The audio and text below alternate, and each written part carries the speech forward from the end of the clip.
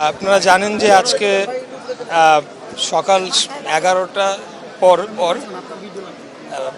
5.7 Richter scale মাত্রায় ভূমিকম্প অনুভূত হয় এবং সেখানে আজকে বংশাল থানার অন্তর্গত 32 নম্বর ওয়ার্ডে এখানে একটি দুর্ঘটনা ঘটে।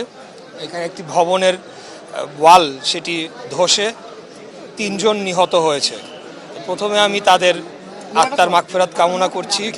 দ্বিতীয় যেটা আমরা বলতে চাই যে আমাদের এই পুরানো ঢাকার যে ভবনগুলো রয়েছে এই বিষয়ে কিন্তু দীর্ঘদিন যাবৎ এই এলাকার যারা জনপ্রতিনিধিরা রয়েছেন বা আমরা যারা বসবাস করি আমরা দীর্ঘদিন যাবৎ বলে আসছি যে এখানে অত্যন্ত ঝুঁকিপূর্ণ অবস্থায় কিন্তু আমরা বসবাস করছি এবং ইতিপূর্বে আপনি দেখেছেন যে এখানে অগ্নিকাণ্ড সময়ও কী ধরনের ব্যাপক ক্ষয়ক্ষতির সম্মুখীন জনগণ হয়েছে এবং এটা তো একটা প্রাকৃতিক দুর্যোগ।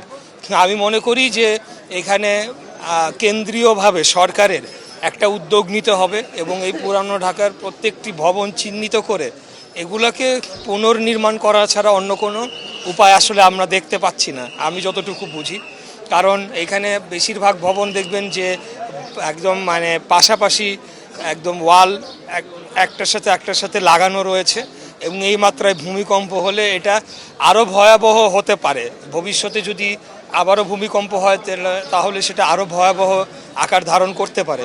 তাই আমি বলবো যে আমাদের পুরান ঢাকার যে ঝুঁকি এই ঝুঁকিটা অন্যান্য যে কোনো এলাকার চেয়ে অনেক বেশি।